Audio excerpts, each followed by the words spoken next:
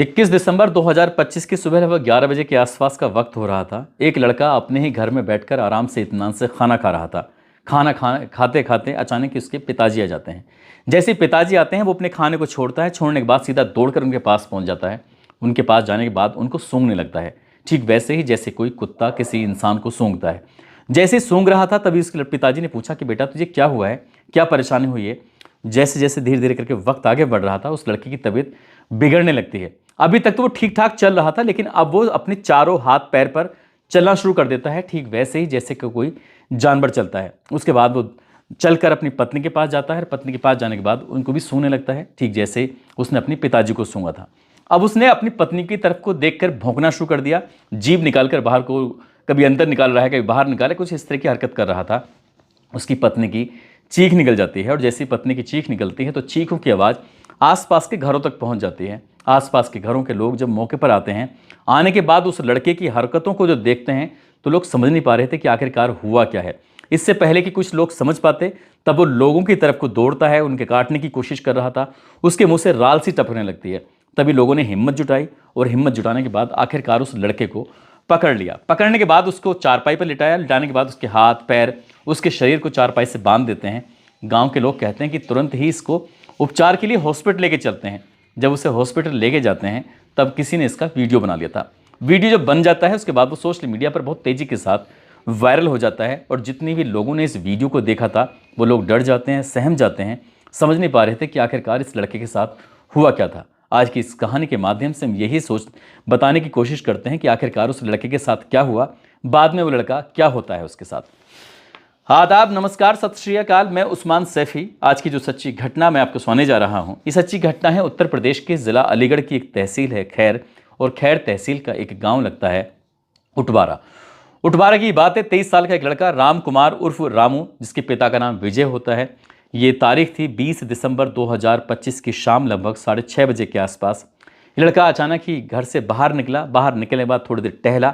उसको टॉयलेट आता है। टॉयलेट करने के लिए वो नाली के पास जाकर बैठ जाता है। जैसे ही नाली के पास जाकर बैठा था, उसने टॉयलेट करना शुरू किया था, अचानक ही एक आवारा कुत्ता आता है और आवारा कुत्ता आने के बाद उसके लेफ्ट वाला जो पैर होता है उसकी जांघ पर उसने काटने की कोशिश की। इससे पहले कि लड़का कुछ समझ पाता उसने उस कुत्ते को धक्का देने की कोशिश की, लेकिन उस कुत्ते ने एक बार फिर से घुटनों से नीचे काटने की फिर से कोशिश की। वो काट लेता है। अब वो लड़का किसी तरकीब से संभलता है। संभलने के बाद वहीं पास में पड़ा हुआ एक पत्थर उठाता है ताकि उस कुत्ते को मार सके, उसे भगा सके, लेकिन वो उस पत्थर को उठा नहीं पाता। इसी बीच में उसने उसके राइट वाला जो सीधा वाला हाथ होता है, हाथ के कुछ इस हिस्से पे वो काट लेता है। काटने के बाद वो कुत्ता वहाँ से भाग जाता है। वो लड़का थोड़ा डरा हुआ था, सहमा होता कि आखिरकार वो अचानक से कुत्ते ने उस पर हमला कर दिया और वो घर जाता है। घर जाने के बाद अपनी पत्नी से, अपनी माता से, अपने पिता से जाकर बताता है कि मैं बाहर इस तरह से टॉयलेट कर रहा था, अचानक ही एक आवारा कुत्ता आता है और आने के बाद उसको 2-3 जगह पर काट लेता है। घर वाले कहते हैं कि इतना परेशान क्यों होते हो, जो कोई बहुत बड़ा घाव तो है नहीं। वाकई कोई बहुत बड़ा घाव नहीं था, लेकिन सामान्य सी चोट लग रही थी। इसी बीच में वो जाता है, जाने के बाद टॉयलेट में, और वो उन हिस्सों को बहुत अच्छे से धोता है, साफ़ करता है जिन जिन हिस्सों में कुत्ते ने दांत मारने की कोशिश की थी। 1-2 जगह जो उसके दांत लगे थे उसने पूरी तरह से साफ़ कर लिए। जब 1-2 घंटे बीत जाते हैं, उसकी माँ आती है और जो देसी नुस्खे टाइप के होते हैं, काली मिर्च का पाउडर था, उस काली मिर्च का पाउडर उन हिस्सों पर लगा दिया जाता है, लेप की तरह, जिन जिन हिस्सों पर उस कुत्ते ने मुंह मारा था या काटा था। उसके बाद रात हो जाती है। रात होने के बाद वो आराम से पूरी रात नींद लेता है। नींद लेने के बाद सो जाता है, लेकिन ये सोचकर सोया था, अपनी माँ से, पिताजी से कहा कि सुबह को मुझे जल्दी ही CHC जाना है, वहाँ पर अपने रेबीज़ का इंजेक्शन लगवाना है ताकि कोई दिक्कत परेशानी न बढ़ जाए। सुबह को जब उसकी आंख खुलती है तब उसकी थोड़ी तबीयत बिगड़ जाती है। अचानक से अजीब सी हरकतें हो रही थी। जब अजीब सी हरकतें हो रही थी तो उसके घर वालों ने कहा कि तुम परेशान मत हो, गांव में ही एक झाड़ फूंक करने वाला व्यक्ति होता है, उस झाड़ फूंक के पास लेके जाते हैं। वहाँ ले जाने के बाद जो भी उसने अपने तंत्र मंत्र क्रिया जो भी उसने की थी, उस लड़के के साथ उसने वो क्रियाएँ कर दी। उसने कहा कि इतना परेशान होने की ज़रूरत नहीं है, बिल्कुल टेंशन मत लो, कुछ दवाइयाँ दे दी हैं, ये जाके इसे खिला देना, ऐसा आराम हो जाएगा। अभी उस तांत्रिक के पास से आए हुए कुछ ही वक्त हुआ था कि उसके पूरे बॉडी के अंदर खुजली सी होने लगती है। जब खुजली होने लगती है तब उसने कहा पिताजी से कि मैं पिताजी, मुझे इंजेक्शन लगवाने के लिए जाना है और मैं फ़िलहाल इंजेक्शन लगवाने के लिए जाता हूँ। उसके घर से जहाँ पर CHC है, जहाँ पर ये रेबीज़ का इंजेक्शन लगता है, वो लगभग दूरी है 8 किलोमीटर के आसपास।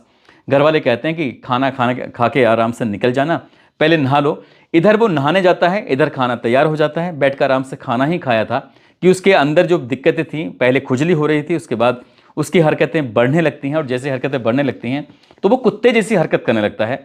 कभी वो अपने पिताजी के पास जाता है, तो कभी अपनी पत्नी के पास जाता है, कभी मोहल्ले के जो उसके आसपास के लोग उसके पास आने की कोशिश कर रहे थे तो उनके पास जाता था और काटने की उनको कोशिश कर रहा था। लोग बहुत बुरी तरह से डर जाते हैं, सहम जाते हैं। आखिरकार उसको सीएचसी में लेके जाया जाता है, और सीएचसी ले जाने के बाद इसी बीच में किसी ने उसका वीडियो बनाया। हालांकि जो डॉक्टर होते हैं, डॉक्टर साहब ने उसको एक इंजेक्शन दे दिया था, डॉक्टर रोहित भाटी, और रोहित भाटी ने कहा कि इसको रेबीज़ की थोड़ी दिक्कत परेशानी हो गई है। ऐसे कुत्ते होते हैं जिनकी काटने से 24 घंटे के अंदर ही रेबीज़ अपना जो असर है वो दिखाना शुरू कर देता है। कुछ ऐसे कुत्ते होते हैं जिनका असर कुछ दिन के बाद होना शुरू होता है, लेकिन शायद ये कुत्ते की स्थिति कुछ ठीक नहीं थी। यही कारण था उस लड़के को लगातार उसकी स्थिति खराब बिगड़ती चली जाती है। डॉक्टर साहब ने कहा कि परेशान होने की ज़रूरत नहीं है, फिलहाल मैं उसको इंजेक्शन दे देता हूँ। जो भी इंजेक्शन था, जो भी एक इलाज की प्रक्रिया थी, वो उसको कर देते हैं। उसके बाद कहते हैं कि इसको दिल्ली रेफ़र कर दिया जाता है। दिल्ली में महर्षि वाल्मीकि संक्रामक रोग चिकित्सालय है, आप इसको वहाँ लेके चले जाइए, और अगर आपने देर की तो शायद दिक्कत बढ़ सकती है, लेकिन आप परेशान बिल्कुल मत होना। डॉक्टर ने कुछ इस तरह की तसल्ली दी, दिलासा दिया। आखिरकार वो उस लड़के को लेकर परिवार के लोग सीधा दिल्ली की तरफ चल देते हैं। अभी दिल्ली की तरफ निकले ही थे कि रास्ते में एक कस्बा आता है, शहर आता है जिसका नाम खुर्जा है। खुर्जा ही पहुंचे थे कि अचानक से उस लड़के ने अभी तक जो हरकतें कर रहा था उसने वो हरकतें करना बंद कर दिया।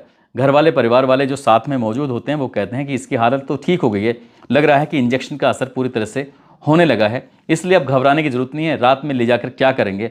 फिर उस लड़के को वापस अपने गाँव उटवारा लेके आ जाते हैं, और वहाँ लाने के बाद आराम से वो लड़का, ये 21 दिसंबर 2025 की रात की बात है, आराम से सो जाता है। लेकिन अगला दिन जब निकलता है तब वैसे ही थोड़ी सी हरकतें उस लड़के के अंदर होने लगती हैं। आखिरकार घर वालों ने सोचा कहीं ऐसा ना हो इसकी स्थिति बिगड़ जाए, तभी उस लड़के को फिर से दिल्ली के महर्षि वाल्मीकि संक्रामक रोग चिकित्सालय में लेके जाते हैं। और वहाँ ले जाने के बाद जब उसको भर्ती कराया जाता है तो डॉक्टरों ने कहा कि वाकई इसकी स्थिति ठीक नहीं है। उन्होंने अपनी तरफ से उसका उपचार करना शुरू कर दिया। कई इंजेक्शन उसको लगाए जाते हैं, और कई इंजेक्शन लगाने के बाद लगभग 24 घंटे के आसपास उस हॉस्पिटल के अंदर रहता है। वहाँ रहने के बाद वो कहते हैं कि इसे आप लेके जा सकते हो, फिलहाल स्थिति अब कुछ ठीक नज़र आती है, परेशान होने की बिल्कुल भी ज़रूरत नहीं है। आखिरकार डॉक्टरों की सलाह मशवरे के बाद 23 दिसंबर 2025 को उस लड़के को दिल्ली से उटवारा अपने गाँव में लाया जाता है। और लाने के बाद जैसे वो हरकत पहले कर रहा था वैसी हरकत नहीं कर रहा था। वो मज़दूर परिवार से बिलोंग करता है, उसके पिताजी भी मजदूरी करते हैं, वो खुद भी मजदूरी करता है, शादीशुदा है, 2 बेटियां हैं। जब घर वालों ने उसको देखा तब घर पर मीडिया वालों का भी जमघट लग जाता है। बड़ी संख्या में मीडिया वाले आ रहे थे, जा रहे थे। घर वाले भी ये नहीं समझ पा रहे थे कि आखिरकार करें तो क्या करें। मीडिया ने पूछने की कोशिश की कि फ़िलहाल इसकी तबीयत कैसी है। वो लड़का भी कहता है कि वो खुद भी नहीं समझ पा रहा था कि आखिरकार उसके साथ हुआ क्या था और वो क्या कर रहा था। जब उसने अपना ही वीडियो देखा तो उसे यकीन नहीं हो रहा था कि ये हरकतें वो खुद कर रहा था। फिलहाल परिवार के लोगों ने तसल्ली महसूस कर रहे हैं, खासकर वो लड़का भी तसल्ली सी महसूस कर रहा है, उसकी जो बेटियां हैं वो भी खुश हैं, परिवार के लोग खुश हैं। जब मीडिया ने उससे बातचीत करने की कोशिश की तो उसने सिर्फ एक ही बात कही कि जैसे ही कोई जानवर, कोई कुत्ता, कोई बिल्ली या कोई इस तरह के जिसके अंदर रेबीज होता है, चाहे बंदर हो, वो काट ले तो उसमें किसी भी तरह की लापरवाही ना करें। जितनी जल्दी हो सके उतनी जल्दी रेबीज़ का इंजेक्शन लगवा लें, ताकि रेबीज़ के जो लक्षण होते हैं वो शरीर के अंदर ना पनपें, और इस तरह से अगर पनपेंगे तो दिक्कत खड़ी हो सकती है। वैसे तो बताया जाता है कि 24 घंटे में इंजेक्शन लग जाना चाहिए, लेकिन ये 24 घंटे का इंतज़ार नहीं करना चाहिए। जितनी भी जल्दी हो सके उतनी जल्दी इंजेक्शन लगवा लेना चाहिए। इस तरह के बहुत सारे मामले आए दिन देखने को और सुनने को मिलते रहते हैं, जब कुत्ते या किसी बंदर या किसी बिल्ली के काटने के बाद इंसान की स्थिति ख़राब हो जाती है, उसकी कई बार मौत भी हो जाती है। लेकिन राम कुमार उर्फ रामू वो भाग्यशाली निकला, उसे डॉक्टरों ने सही वक्त पर उसका उपचार किया। फिलहाल उसकी जान खतरे से बाहर बताई जा रही है, और वो अपने घर में रहकर अपने परिवार के साथ, अपने बच्चों के साथ रहकर जैसे कि सामान्य ज़िंदगी जीता है वैसी वो ज़िंदगी जी रहा है। दोस्तों, इस पूरे घटनाक्रम को सुनाने का उद्देश्य किसी को परेशान करना नहीं है, किसी का दिल दुखाना नहीं है, बल्कि आपको जागरूक करना है, आपको सचेत करना है, आपको बताना है कि अगर किसी के साथ ऐसी कोई घटना होती है तो सबसे पहले वो इंजेक्शन लगवाए रेबीज़ के, ताकि उसके अंदर कोई इस तरह की दिक्कतें पैदा ना हों। जाते जाते महाराष्ट्र के रहने वाले हैं शाहरुख शेख, आज इनका जन्मदिन है। शाहरुख शेख को जन्मदिन की बहुत बहुत शुभकामनाएं, बहुत बहुत मुबारकबाद।